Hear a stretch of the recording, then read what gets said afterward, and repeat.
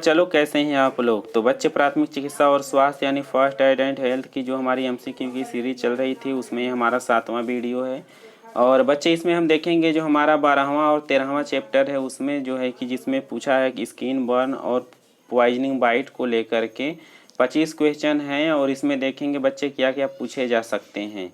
और बाकी के जो भी चैप्टर बचे हुए हैं बच्चा उसमें से जो भी क्वेश्चन बन पाएंगे हम आपको जल्दी से प्रोवाइड करा देंगे, एग्ज़ाम से पहले कोशिश करेंगे। और बच्चे जो ऑनलाइन हमारी क्लासेस चल रही थी अब जो है कॉलेज खुलने की वजह से ऑनलाइन क्लासेस न लेने को कहा गया है, फिर भी मैं कोशिश करूँगा 1-2 क्लास लेने की या फिर यूट्यूब से जो भी चीज़ें होंगी मैं टाइम मिलेगा तो बता दूँगा। अभी जो एमसीक्यू भेज रहा हूँ उसको आप जो है कि पढ़ लीजिएगा अच्छे से ताकि जो है आपका सिलेबस कवर हो जाए एमसीक्यू के माध्यम से और आप जो है कि एग्ज़ाम में अच्छा कर पाएँ। तो चलिए बच्चे चलते हैं अपने पहले क्वेश्चन पे और यहाँ पे देखते हैं पूछा हुआ है कि कहीं न कहीं is a cold induced injury to the tissues, यानी कि टिश्यूज को जो है कि कोल्ड इंजरी जो हो जाती है वह इसमें क्या कारण होता है, उसका झटका की वजह से, जलन की वजह से, लू की वजह से या शीत दंश की वजह से। शीत दंश का अर्थ होता है ना अगर कोई बहुत ही ज़्यादा जैसे बर्फ़ में चला जाए तो वहाँ जो प्रॉब्लम जो इंजरी होती है टिश्यूज़ को, शरीर के ऊतकों को, उसको बेटा हम बोलते हैं टिश्यू इंजरी। ये शीत दंश से होती है।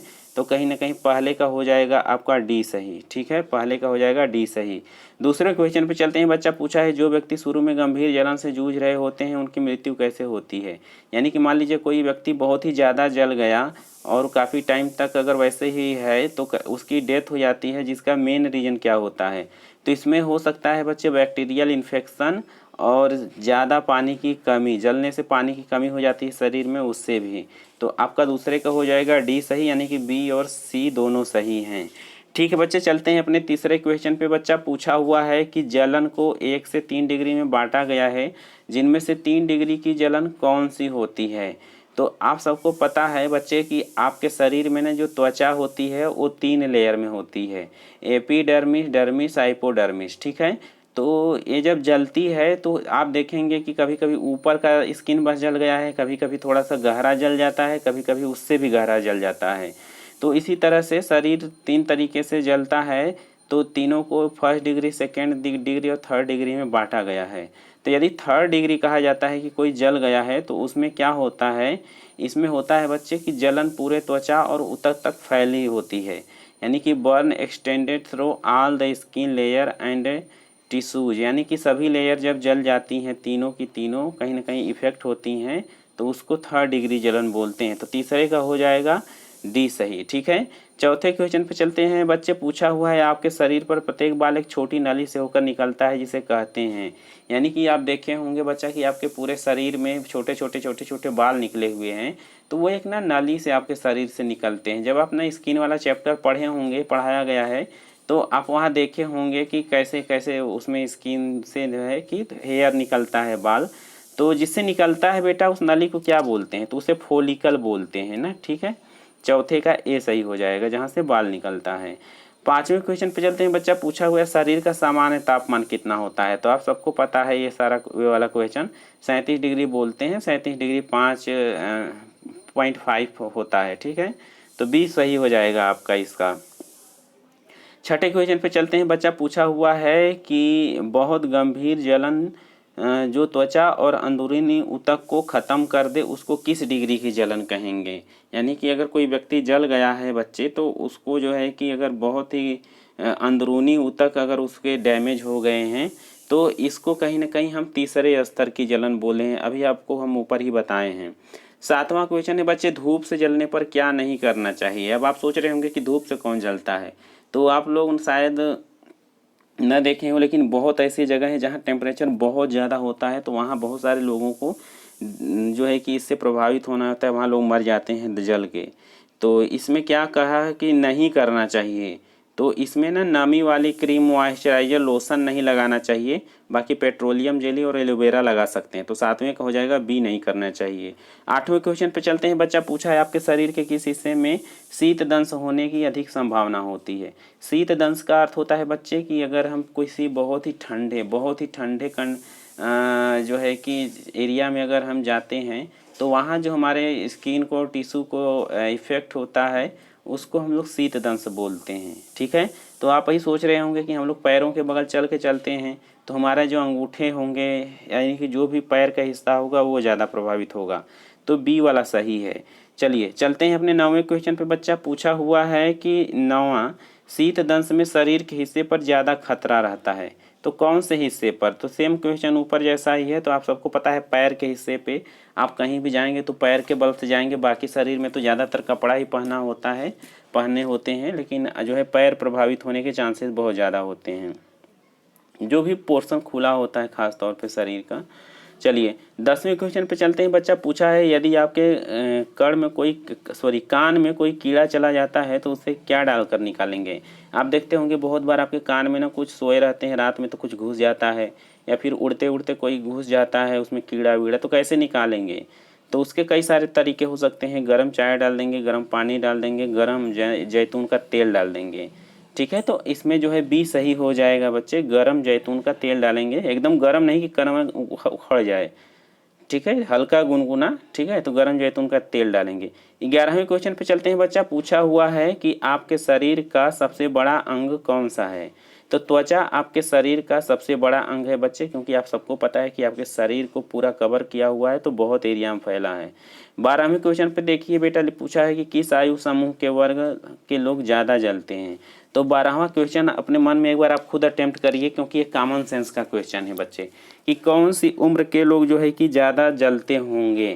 तो इसमें है 60 से 65 वर्ष, 18 से 35 वर्ष, 24 मंथ, या उससे ज़्यादा बड़े, या इनमें से सभी।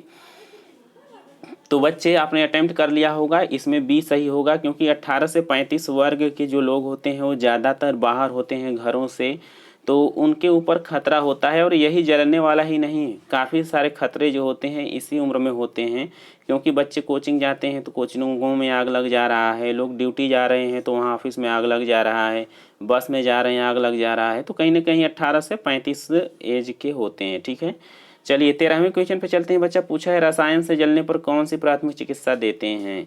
यानी कि अगर कोई जल जाता है व्यक्ति तो रसायन से, केमिकल वगैरह से, तो क्या देते हैं, क्या करेंगे? तो पहले तो हर केमिकल का अलग अलग इलाज होता है बच्चे, फिर भी सामान्यतः जो है पानी से हम जो है कि ज़्यादा टाइम तक उसे धोते रहेंगे। ठीक है, तो आपका हो जाएगा 13वें का बी। चलिए चलते हैं बच्चे जो है कि 14वें क्वेश्चन पे, और पूछा हुआ है कि इनमें से सूर्य से कौन ज़्यादा सुरक्षा दिलाएगा? सूर्य से क्या मतलब कि सूर्य से बहुत ज़्यादा अगर धूप आ रही है बच्चे, तो क्या आप ऐसा करेंगे कि जो है कि आपको उसका असर कम पड़े? तो सन क्रीम होती है बच्चे, सन क्रीम जो होती है अगर आप उसे लगा लेते हैं तो कहीं ना कहीं वो अपनी बॉडी को ज़्यादा सुरक्षा देती है। ठीक है, ज़्यादातर इन सारे विकल्पों में सबसे ज़्यादा इफेक्टिव है। सफ़ेद टी शर्ट भी हो सकती है, लेकिन उससे ज़्यादा सन क्रीम है। 15वें क्वेश्चन पे चलते हैं। बच्चा पूछा है कि त्वचा को इसका रंग कौन प्रदान करता है? यानी कि देखेंगे किसी की त्वचा थोड़ी डार्क होती है, किसी की बहुत ज़्यादा जो है वाइट होती है, तो बोलते हैं कि हम फलाने गोरे हैं, हम काले हैं। ये सब नौटंकी होती है, ऐसा कुछ नहीं है, वो तो नेचुरल प्रक्रिया है।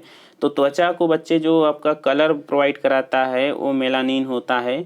आपकी जो प्रथम लेयर होती है एपिडर्मिस बेटा, उसी के अंदर एक प्रोटीन, एक पिगमेंट होता है मेलानिन, उसी उसके कारण जो है त्वचा का रंग जो है डिसाइड होता है। जिसमें मेलानिन ज़्यादा होगा उसकी त्वचा जो है कि थोड़ी डार्क होगी, सांवला होगा, या जिसमें जो है कम होगा और उसमें जो है कि सफ़ेद, थोड़ा सा गोरा होगा।